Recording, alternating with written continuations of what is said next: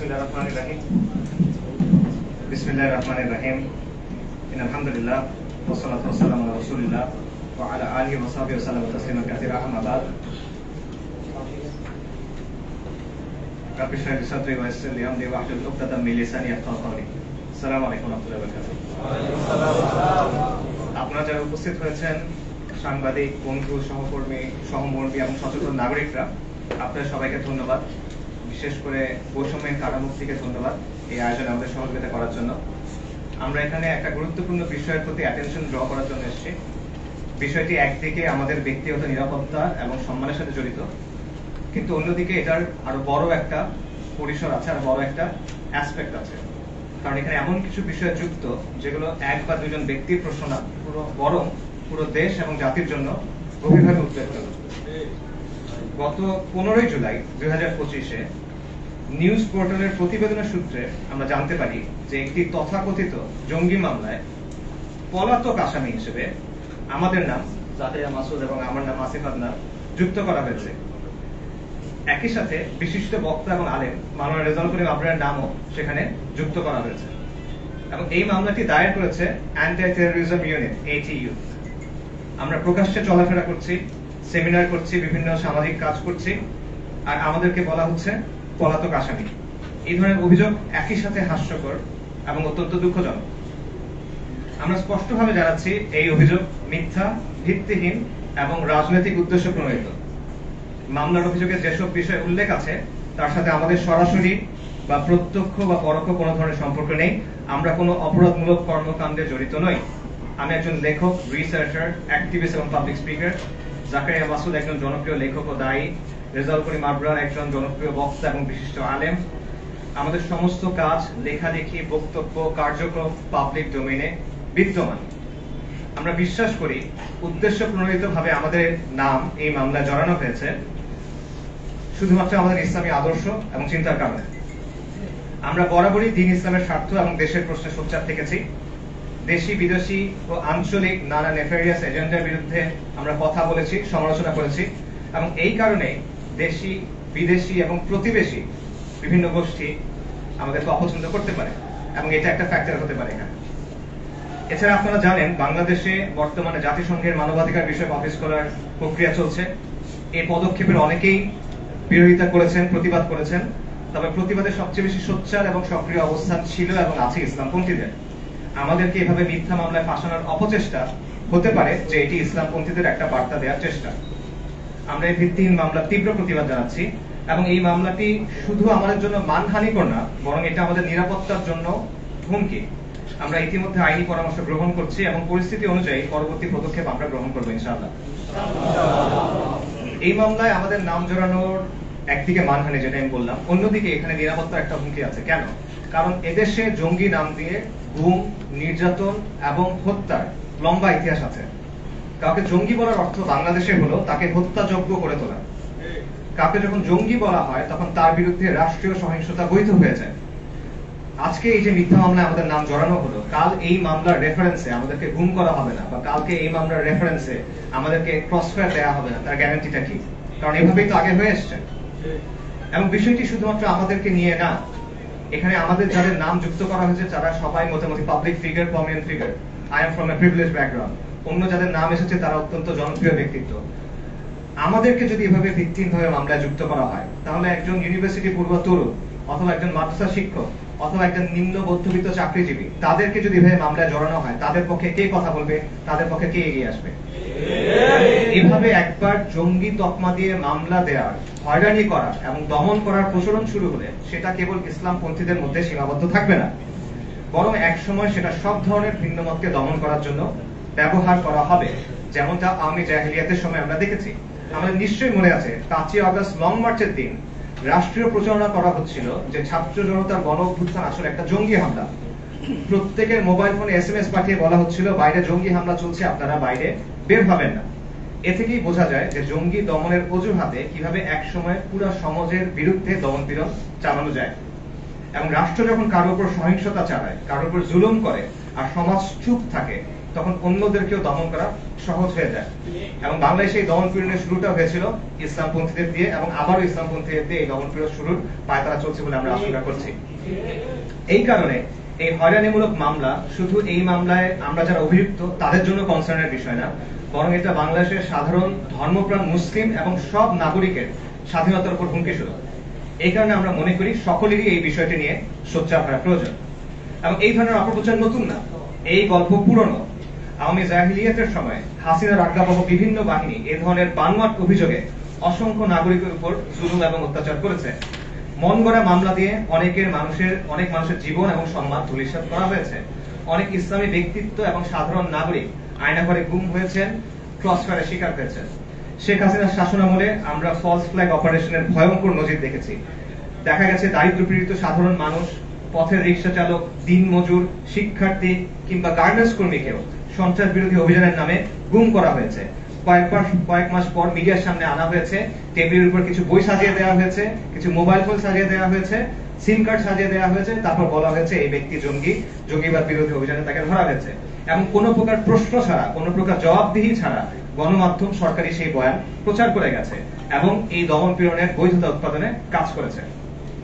এখন আমরা দেখতে পাচ্ছি যে হাসিনার সময় যে চমকপ্রদ সেনসেশনাল জঙ্গি অভিযান ছিল তার অনেকগুলোই ছিল নাটক। এবং এই ঘটনাগুলো ব্যবহার করে একদিকে হাসিনা রিজিম বিদেশিদের কাছ থেকে, বিশেষ করে পশ্চিমীদের কাছ থেকে বৈধতা অর্জন করত, অন্যদিকে জঙ্গিবাদ দমনের নামে এখানে এক ধরনের ব্যবসা গড়ে উঠেছিল, এখানে এক ধরনের ইন্ডাস্ট্রি গড়ে উঠেছিল। জঙ্গিবাদ দমনে পশ্চিমারা ফান্ডিং দিত, সেই ফান্ড থেকে বিভিন্ন এজেন্সি উপকৃত হতো, সরকার উপকৃত হতো, এবং ইনফ্যাক্ট অনেক সাংবাদিকও হয়তো বা এই নেক্সাসের সাথে জড়িত ছিল। এবং এই কারণে আমরা দেখেছি যে কোনো দল বা কোনো সংগঠনের সাথে বিন্দুমাত্র সম্পর্ক নাই এমন মানুষকে ধরে অমুক তমুক দলের আমির বানিয়ে দেওয়া হয়েছে। ফেসবুকে নিছক একটা পোস্ট করা হয়েছে, এজন্য মফস্বলের একটা কিশোর কিংবা প্রত্যন্ত গ্রামের কিশোরীকে পর্যন্ত ধরে এনে বলা হয়েছে সে অমুক তমুক জঙ্গি সংগঠনের তমুক শাখার প্রধান। এবং এভাবে ধরে এনে পিটিয়ে আত্মরা করে 164 ধারায় জবানবন্দি দেওয়া হয়েছে। যারা জবানবন্দি দিতে রাজি হননি তাদের বাবা, ভাই কিংবা স্ত্রীকে উঠিয়ে এনে নির্যাতন করে জবানবন্দি দিতে বাধ্য করা হয়েছে।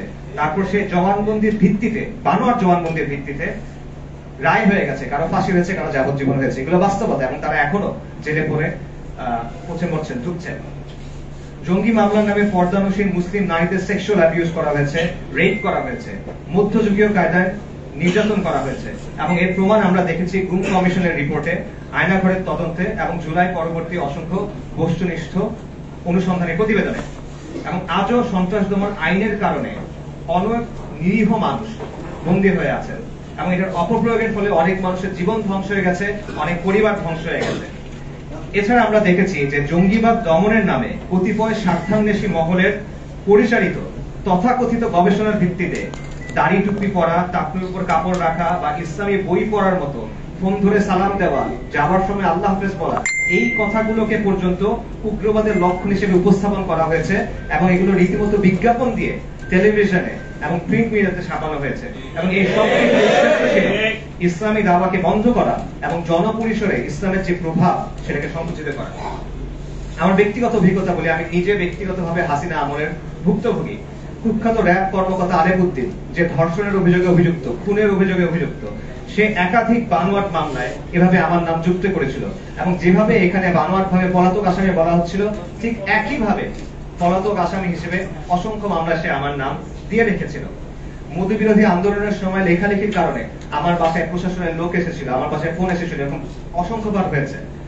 এবং 24শে জানুয়ারিতেও বাংলাদেশে যে ট্রান্সজেন্ডার আইন বাস্তবায়নের পায়তারা চলছিল, এর বিরুদ্ধে লেখালেখি করার জন্য আমার বক্তব্যকে নাকচ করার চেষ্টা করা হয়েছে জঙ্গি বলে।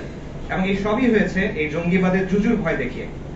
দুঃখজনকভাবে গণঅভ্যুত্থানের মাধ্যমে আওয়ামী লীগকে হটাবার পর জনগণ যে সরকারকে ক্ষমতায় বসালো, তারা একই চিত্রনাট্য অনুসরণ করে জঙ্গি নাটক করা শুরু করেছে।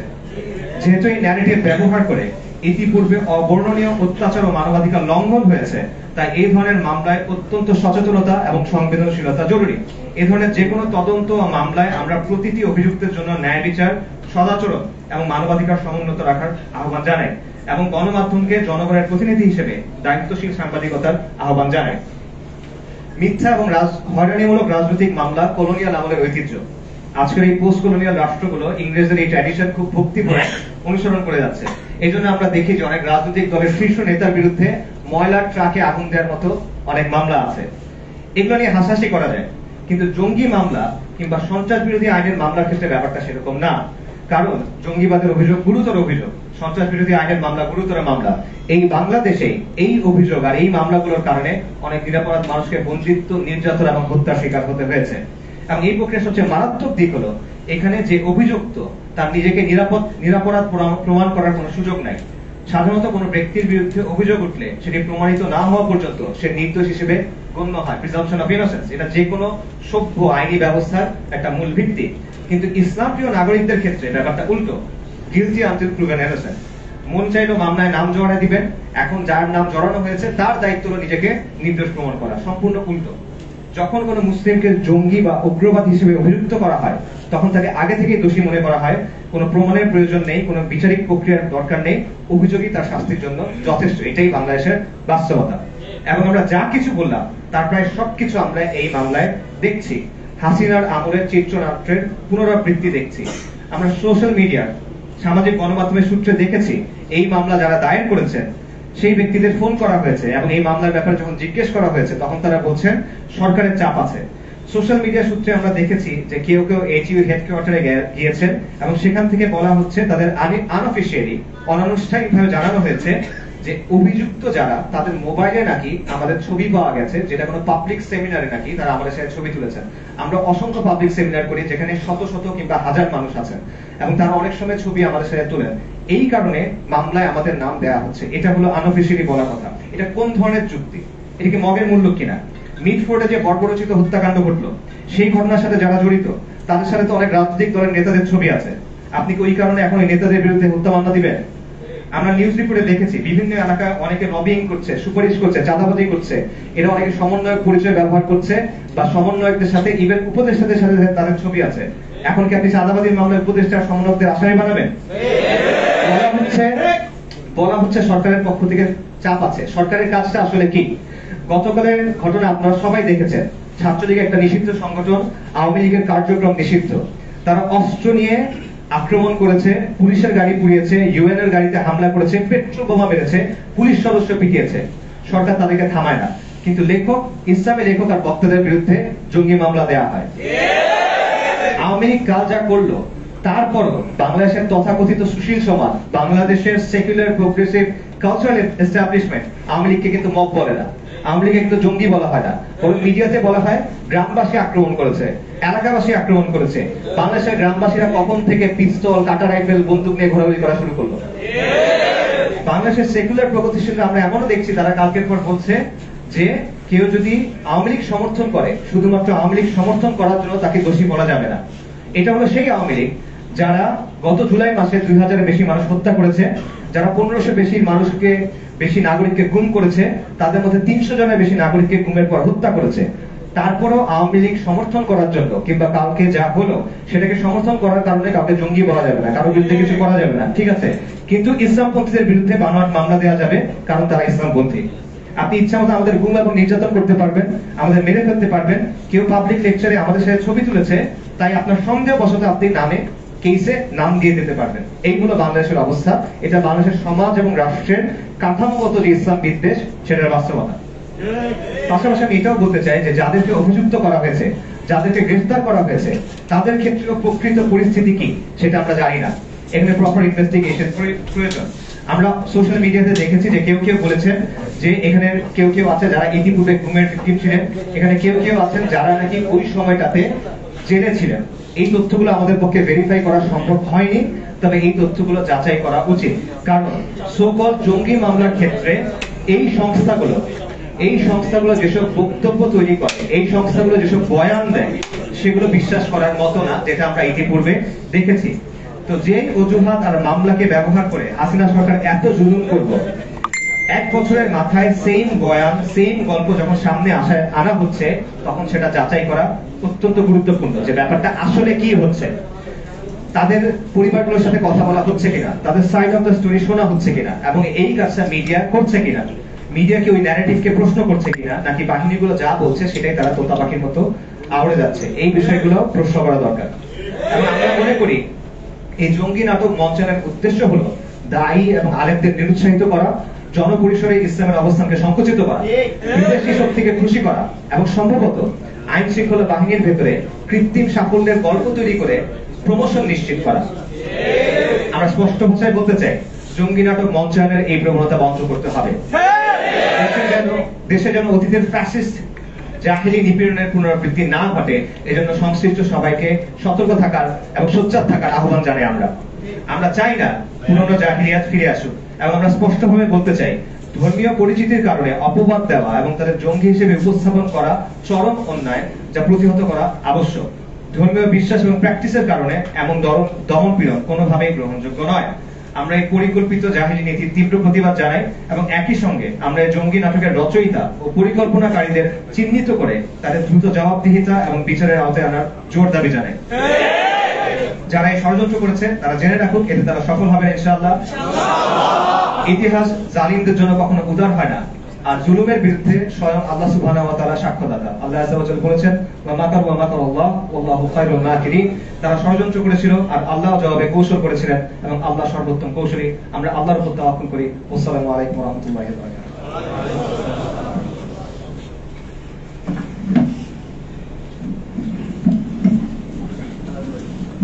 এই পর্যায়ে বক্তব্য রাখবেন এই ঘটনার অন্য একজন ভুক্তভোগী জাকারিয়া মাসুদ, জনাব জাকারিয়া মাসুদ।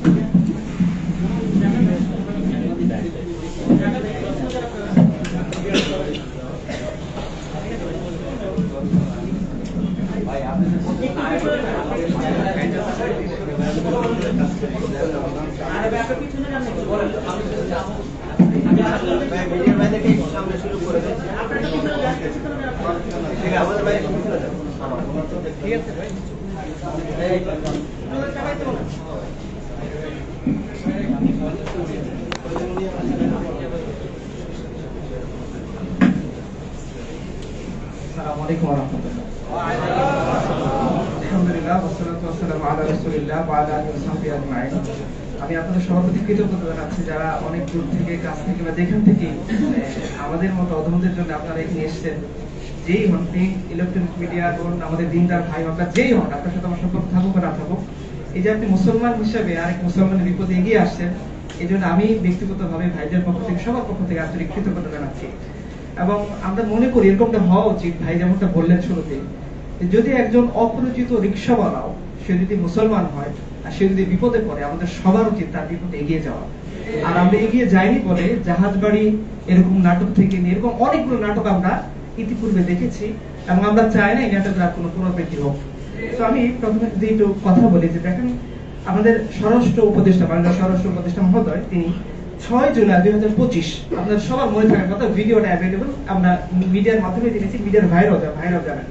তিনি খুব স্পষ্ট করে বললেন যে বাংলাদেশে যখন বলা হলো যে বাংলাদেশের জঙ্গিবাদের অবস্থান কি, তার স্টেটমেন্ট আমি কোট আনকোট যদি বলি, তিনি বলতেছেন যে বাংলাদেশে জঙ্গিবাদের কোনো অবস্থান নেই, আপনাদের সহযোগিতায় জঙ্গিবাদ নির্মূল করে দেওয়া হয়েছে। গত 10 মাসে আপনারা কোন জঙ্গিবাদের ইনফরমেশন দিতে পেরেছেন কি? আগে জঙ্গি ছিল, আপনারা ইনফরমেশন দিয়েছেন, এখন নেই, আপনারা ইনফরমেশন দেন না। এটা হলো আমাদের স্বরাষ্ট্র উপদেষ্টার স্টেটমেন্ট। আমি আরেকজন পুলিশের ডিএমপি কমিশনার শেখ মোহাম্মদ সাজ্জাদ আলী সাহেবের 1 জুলাই 2025 একটা স্টেটমেন্ট আপনাদেরকে বলি। রাজধানীতে সাংবাদিকরা তাকে প্রশ্ন করেছেন যে বাংলাদেশে কোনো জঙ্গি আছে কি? তিনি বলতেছেন বাংলাদেশে কোনো জঙ্গি নাই, তবে বাংলাদেশে আছে ছিনতাইকারী।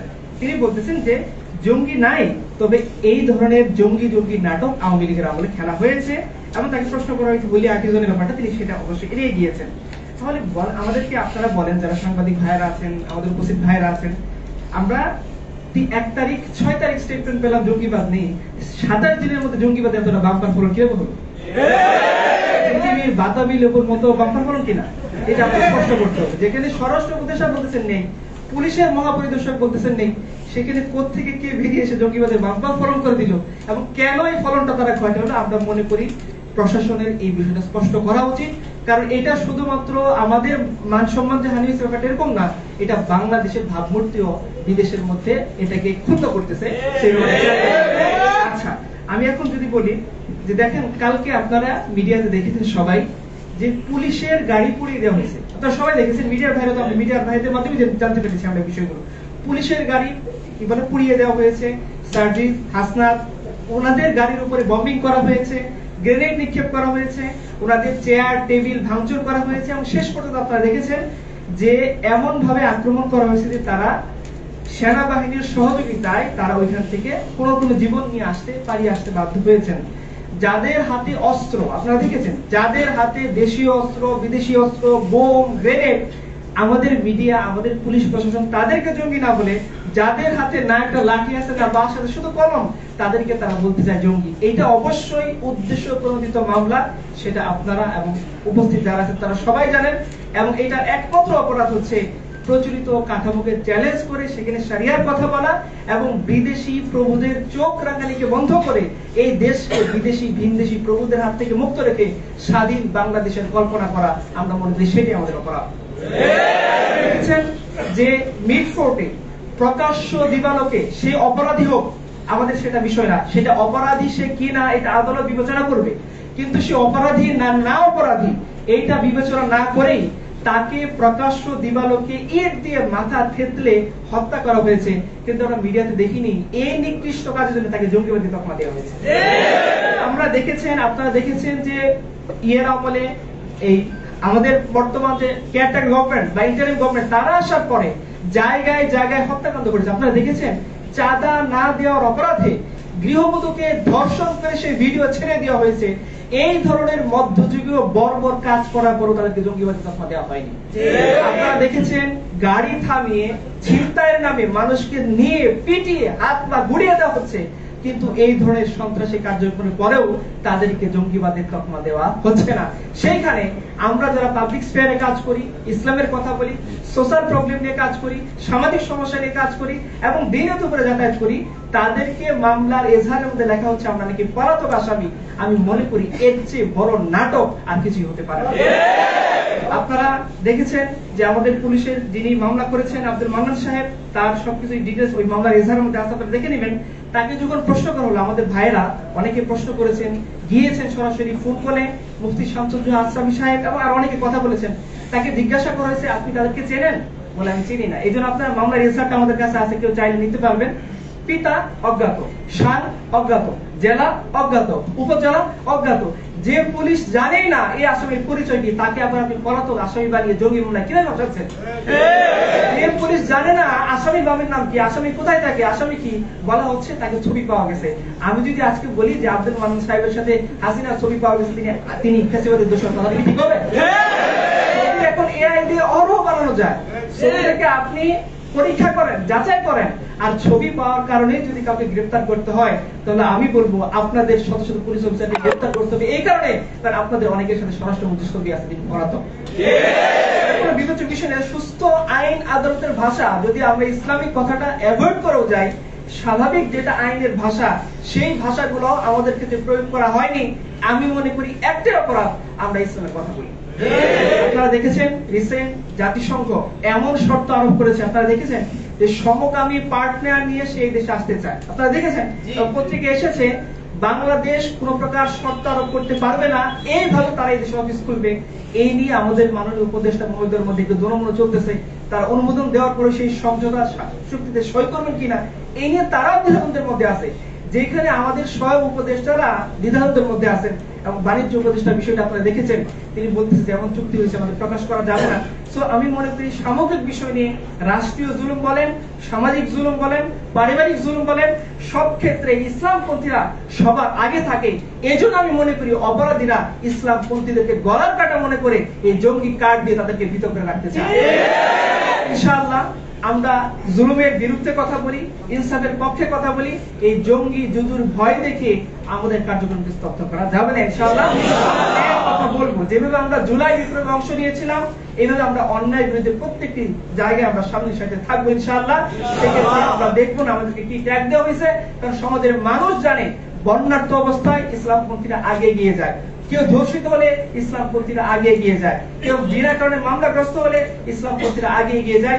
এইভাবে ইসলামপন্থীরা নিজেদের জীবনে রিস্ক নিয়ে হলেও এই কওম, এই জমিন, এই দেশের সার্বভৌমত্বের জন্য তারা কাজ করে যাবে ইনশাআল্লাহ। শেষ করে হচ্ছে আমি এটা যে আপনারা জানেন যে জঙ্গিবাদ যদি বিষয়টা এতটাই মানে যেভাবে প্রচার করা সেরকম ছিল, 5ই আগস্টের পর থেকে দেশ সবচেয়ে বেশি নাজুক অবস্থার মধ্যে ছিল। দেশে আইন শৃঙ্খলা বাহিনী ছিল না, থানাগুলোর অবস্থা ভালো ছিল না, অস্ত্রগুলো লুট হয়ে গিয়েছিল। যদি সত্যিকার অর্থে জঙ্গি যুদ্ধ বলে কিছু থাকতো তাহলে ওই সময় তারা আক্রমণ করতো। তারা যেহেতু নাই, স্বরাষ্ট্র উপদেষ্টা বলেছেন, পুলিশের পরিদর্শক সাহেব বলেছেন, সো এই ধরনের নাটক আর পুনরাবৃত্তি না হোক। এই ধরনের নাটকের বলি হয়ে জাহাজবাজ হত্যাকাণ্ডের মাধ্যমে কিংবা আর কোন হত্যাকাণ্ডের মাধ্যমে কেউ গুম না হোক, কারো ওয়াইফ রেপ না হোক, এবং কেউ অন্যায় হবে এইভাবে অজ্ঞাত মামলার চাক্ষুষ মানুষকে পলাতক আসামি বানিয়ে কারো মানহানি না করা হোক। আমরা এটা তীব্র দাবি জানাচ্ছি। যদি এইটা অবিলম্বে এইটার বিরুদ্ধে ভালো কোন ধরনের অ্যাকশন আমাদের স্বরাষ্ট্র মন্ত্রণালয়, আমাদের পুলিশ প্রশাসন থেকে না নেওয়া হয়, তাহলে ইনশাআল্লাহ আমরা এই মানহানির বিরুদ্ধে আরো বড় ধরনের একটা পদক্ষেপ গ্রহণ করবো। আল্লাহ তৌফিক দান করুন। শেষে আমি আমার ভাইদের বলবো, আপনারা এগুলো দেখে কখনো ভয় পাবেন না। আপনারা ন্যায়ের পক্ষে থাকবেন, জুলুমের বিরুদ্ধে থাকবেন। যেখানে হোক আমাদের বুঝাইতে হবে আমাদের ইসলাম আমাদেরকে এমন আইডিওলজি দেয় যে কখনো জালিমকে দেখে ভয় পায় না। চোখে চোখ রেখে বলতে পারে যে তুমি এটা অপরাধ করেছো, অন্যায় করেছো। এবং যে ইসলামপন্থীরা হাসিনা রেজিমের আমলে চরম জুলুম সহ্য করে তারা এই শাসনের সামনে মাথা উঁচু করে দাঁড়িয়েছিল, আমরা আশা করি ইন ফিউচারে যদি আরো বড় জুলুম আসে আমরা সেই জুলুমের সামনেও মাথা উঁচু করে দাঁড়িয়ে আমরা আমাদের আইডিওলজির কথা বলে যাব। আল্লাহ আমাদের তৌফিক দান করুন। ওয়া আখিরু দাওয়ানা আলহামদুলিল্লাহি রাব্বিল আলামিন।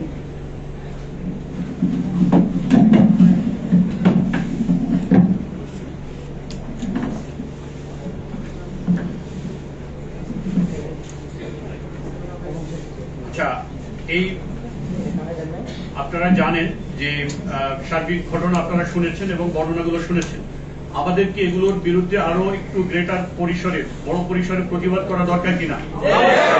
আমরা ইনশাআল্লাহ এই প্রতিবাদে আগামীকাল জুমার পরে বায়তুল মুকাররম থেকে বিক্ষোভ কর্মসূচি ঘোষণা করছি।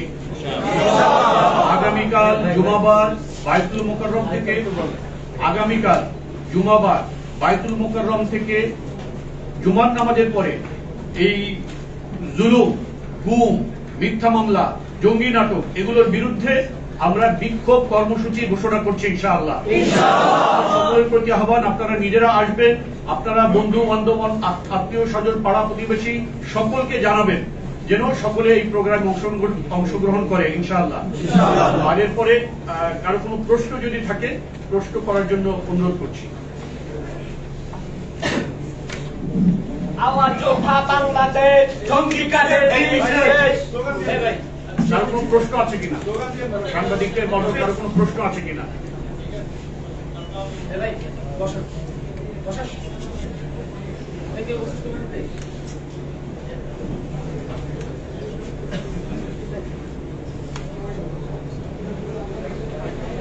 এখানে কতজন ভুক্তভোগী আছে? এখানে দুইজন ভুক্তভোগী আছেন এখানে। আগামীকাল কতজন ভুক্তভোগী?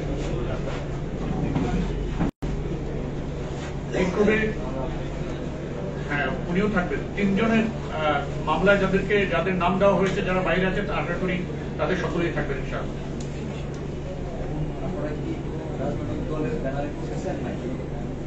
তারা কি সকলে জঙ্গি মামলায় আসামি, মানে আসামি করা হয়েছে এরকম কিছু? তাদেরকে কি গ্রেফতার করা হয়েছিল কিনা এই বিষয়গুলো? আপনার প্রশ্নটা কি ছিল? না, আমরা কোনো রাজনৈতিক দলের অংশ না, এটা আমরা কোনো রাজনৈতিক ব্যানারও করছি না। এখানে বৈষম্যহীন কারামুক্তি আমাদের আয়োজনে সহযোগিতা করছে, সেটা কোনো রাজনৈতিক দল না, এটা একটা হিউম্যান রাইটস টাইপের একটা অর্গানাইজেশন। অ্যান্টি টেরোরিজম ইউনিট কেন জঙ্গি মামলার অ্যান্টি টেরোরিজম ইউনিট ভালো করতে পারবে? আমরা এইটা যেটা জানতে পারলাম সোশ্যাল মিডিয়া সূত্রে, মামলার যিনি বাদী তাকে একাধিক ব্যক্তি ফোন করেছেন, যিনি আপনি শুনেছেন মুফতি সাখাওয়াত হোসেন রাজি, একজন প্রখ্যাত ব্যক্তি, আইনলা মাসায়েখ ওই অর্গানাইজেশনের সরি। উনি যখন ফোনে কথা বলছেন, সেই লাইভটা ফেসবুকে আছে, আপনারা দেখবেন। সেখানে বলা হচ্ছে যে উনি কাউকে চেনেন না, কিন্তু তার কাছে সরকারের চাপ আছে, এরকম একটা কথা বলেছেন। আর কিছু ভাই এটিওর অ্যাকচুয়াল হেডকোয়ার্টারে গিয়েছিলেন, সেখান থেকে তাদের আনঅফিশিয়ালি বলা হয়েছে যে যাদেরকে তারা মূল অ্যাকিউজ বলছেন, প্রাইম অ্যাকিউজ বলছেন, তাদের তার একজনের মোবাইলে আমাদের সাথে ছবি আছে, যেটা পাবলিক গ্যাদারিং এ কোন একটা সেমিনারে আমি এখান থেকে বের হলে আমার সাথে 50 জন ছবি তুলবে, এই ধরনের একটা ছবি তার কাছে আছে।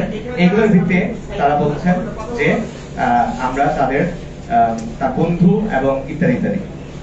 এখানে একটা মামলা যেটা এটিইউ দায়ের করেছে গত 5 জুলাই, সেই মামলাতে সম্ভবত সেই মামলাতে 6 জনকে আসামি দেখানো হয়েছে।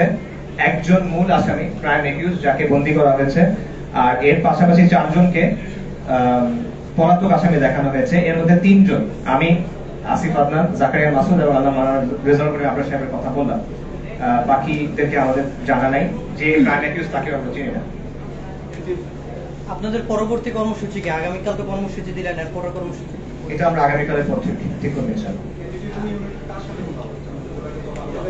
এটা আমরা সোশ্যাল মিডিয়া সূত্রে জানতে পেরেছি, আমরা নিজেরা তাদের কারোর সাথে কথা বলিনি। সোশ্যাল মিডিয়া সূত্রে 2টা আলাদা আলাদা কনভারসেশন। একটা হলো যিনি এই মামলার বাদী, সম্ভবত তার নাম আব্দুল মান্নান সাহেব, তার সাথে একজন কথা বলেছেন। আরেকটা হলো অ্যান্টি টেররিজম ইউনিটের যে হেডকোয়ার্টার ছিল, সেটা সম্ভবত বাড়িধারাতে, সেখানে কথা বলা হয়েছে। কিন্তু কার সাথে এক্স্যাক্টলি কথা হচ্ছে সেটা আমরা জানি না, কারণ এটা আমরা নিজেরা করিনি।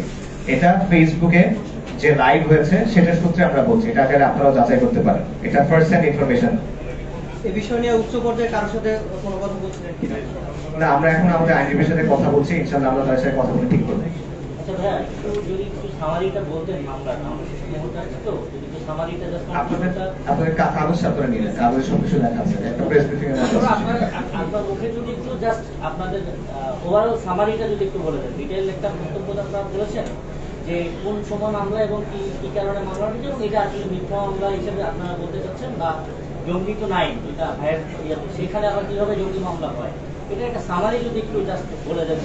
সামারি হলো গত 15 জুলাই আমরা নিউজ পোর্টালের সূত্রে জানতে পারি যে একটা তথাকথিত জঙ্গি মামলায় আমাদেরকে পলাতক আসামি হিসেবে নাম দেওয়া হয়েছে।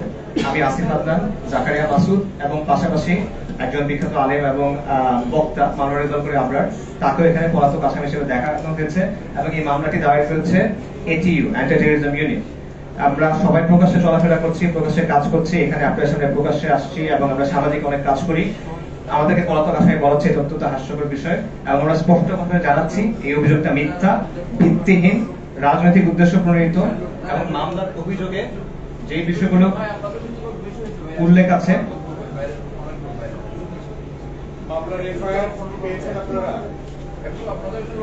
আমার কাছে মামলার এফআইআর আছে। সাভার থানা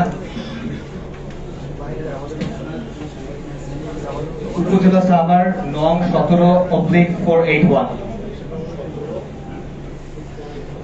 মামলা করা হয়েছে। এবং সেখানে বলা হচ্ছে সে আমাদের বন্ধু এবং সে আমাদের সাথে কন্টেন্ট আদান প্রদান করেছে। এই ব্যক্তিকে আমরা চিনি না এবং কন্টেন্ট আদান প্রদান করার প্রশ্ন আসে, পুরো ব্যাপারটা ভিত্তি এবং মিথ্যা।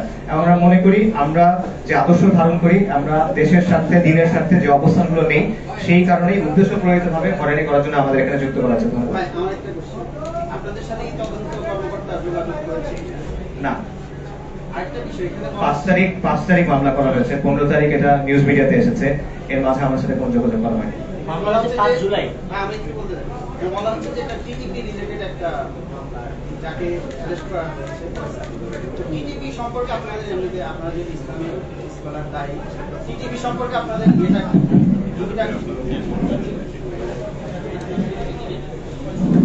আমার কোশ্চেনটা কি?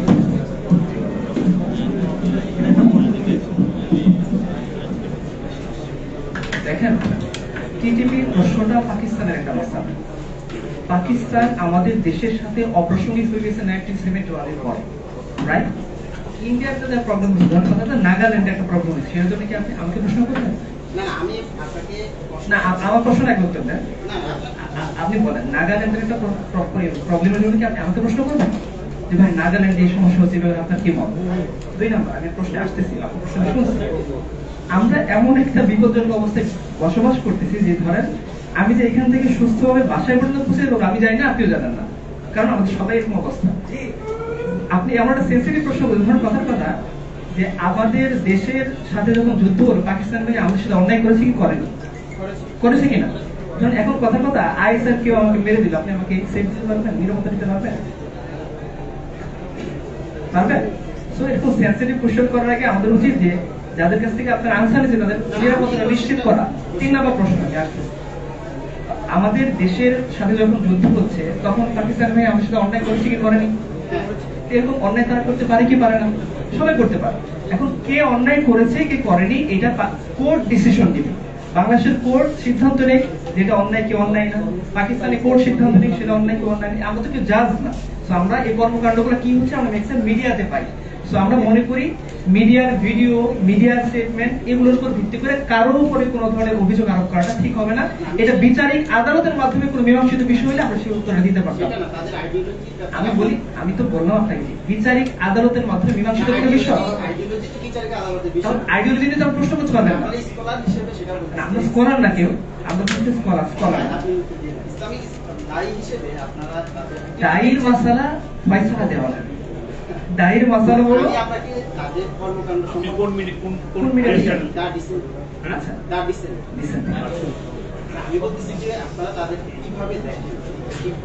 আমরা তাদের কিভাবে দেখি? আমরা তাদের শুধু মিডিয়াতে দেখি। আমি যেটা দেখলাম যে বাংলাদেশ থেকে কয়েকদিন তারা নিজেরাই বলতেছে যে আমরা একটু নাচি, আমরা পক্ষে জিহাদ করতেছি। যেহেতু আপনারা ইসলামিক ঘরানার মানুষ, সেই জায়গা থেকে আপনারা কিভাবে দেখেন? যারা গিয়েছেন এটা তাদের স্টেটমেন্ট, ওনাদেরটা আমরা কেন দেখতে যাব? আপনি আমাদেরকে বলেন যে আপনারা কি করতেছেন। এই ফ্রেমিংটা এই ওভারঅল ফ্রেমিংটা, যে ফ্রেমটার ভিতরে আপনারা প্রশ্নটা করতেছেন, আমি পার্সোনালি এই ফ্রেমটা রিজেক্ট করি। কারণ বাংলাদেশের রিয়ালিটি, পাকিস্তানের রিয়ালিটি আমার মাথা ব্যথা। আমি পাকিস্তানের নাগরিক, আমি বাংলাদেশের নাগরিক। I have been aggrieved in Bangladesh multiple times, ঠিক আছে? এবং এই ফ্রেমটার ভেতরে এই কাউন্টার টেরোরিজম এই বিষয়টা এটার বাস্তবে। সো এইখানে আমাদের সাথে পিওরলি একটা গ্রিভাস হার্ম এখন হচ্ছে, অলরেডি সম্মানহানি হচ্ছে। এবং এটা এমন একটা অভিযোগ, আপনি যেহেতু মিডিয়াতে আপনারা নিশ্চয়ই জানেন, এই অভিযোগে মানুষকে লিটারালি হত্যা করা হয়েছে, রেপ করা হয়েছে, সেক্সুয়াল অ্যাবিউজ করা হয়েছে নারীদেরকে। এবং এই জিনিসটা হয়েছে 1 বছর হয় না এখন। সো যেহেতু এটা আমার সাথে এখন হচ্ছে, I refuse to answer and go into that frame. যেই ফ্রেমটা আমাকে আবার সামহাও এই করে বলে যে আচ্ছা ঠিক আছে, আপনার বিরুদ্ধে অভিযোগ আছে, অভিযোগটা সত্য মিথ্যা না সেটা আমি যাচাই করবো না, সেটা নিয়ে আমি কথা বলবো না, সেটা নিয়ে আমি আমার রিপোর্টেও লিখবো না। কিন্তু আপনি ওই ব্যাপারে কি মনে করেন? আই রিফিউজ এইটার ভিতরে টিডিপির ব্যাপারে কি, পাকিস্তান আর্মি কি করতেছে, বালুচ লিবারেশন ফ্রন্ট কি করে, টিডিপি কি করে, পাকিস্তান আর্মি কি করে, জারবে আজবে পাকিস্তান আর্মি কি করছে, কোনটা ভালো কোনটা খারাপ, এটা একটা ডিটেল পলিটিক্যাল আলোচনা, একটা একাডেমিক আলোচনা। আমাদের আলোচনার বিষয়টা ইভেন আপনি পলিটিক্যাল অ্যানালিসিসের আলোচনা হতে পারে।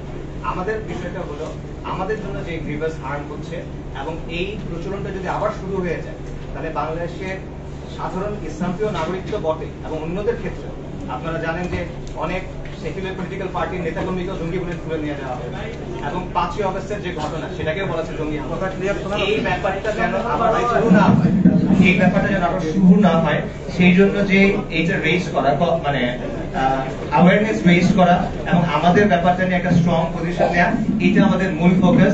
অ্যাজ ফার এজ ওইখানে পাকিস্তানের যে পার্টিকুলার তাদের ইনডোর কি কনফ্লিক্ট আছে, সেখানে কে সঠিক বা কে ভুল, কার আইডিওলজি কি, বা এই জিনিসটার জন্য এটা আমাদের আলোচনার আজকের বিষয় না, ঠিক আছে? আপনি যদি এই ব্যাপারে খুবই আগ্রহী হন, তাদের দুই পক্ষেরই বক্তব্য দেখে হয়তো আপনার একটা সিদ্ধান্তে আসতে হবে। বাট আমরা মনে করি যে মিডিয়ার দায়িত্ব হলো, যেহেতু অলরেডি এইভাবে বাংলাদেশে 300 মানুষের উপরে হত্যা করা হয়েছে, এবং সম্ভবত গুম কমিশনের বক্তব্য যে 1500-এর বেশি মানুষকে বা ইনফ্যাক্ট 2000-এর কাছাকাছি মানুষকে গুম করে রাখা হয়েছে। তো যেহেতু এটা অলরেডি হয়েছে এবং সেম স্ক্রিপ্টে আপনি দেখতেছেন একটা জিনিস ঘটতেছে, তখন মিডিয়ার দায়িত্ব হলো স্ক্রুটিনাইজ করা সেখানে যে আসলে এই ব্যাপারটা ঘটছে কিনা, on what basis you have arrested this people, on what basis you have put their names into this cases, and সেটা স্ক্রুটিনাইজ করা, সেটা জিজ্ঞেস করা, নট মিডিয়ার সাথে থেকে মানে ভুলভাবে কি বলা যায়, ভুলভাবে ফ্রেম করা হচ্ছে, তাদেরকে কোয়েশ্চেন করা এইটা কি বা ওইটা কি। ঠিক আছে, থ্যাংক ইউ। ওকে, ধন্যবাদ আপনাদের সকলকে সময় দিয়ে কষ্ট করে এখানে আসার জন্য। ইনশাআল্লাহ আবার অন্যদিন অন্য কোনো কাজে ইনশাআল্লাহ কোনো বিষয় দেখা হবে। আসসালামু আলাইকুম ওয়া রাহমাতুল্লাহি ওয়া বারাকাতুহু। আগামীকাল সকলকে আসার আহ্বান জানিয়ে আমরা আজকের সংবাদ সম্মেলন এখানে শেষ করছি। সুবহানাকাল্লাহুম্মা ওয়া বিহামদিকা।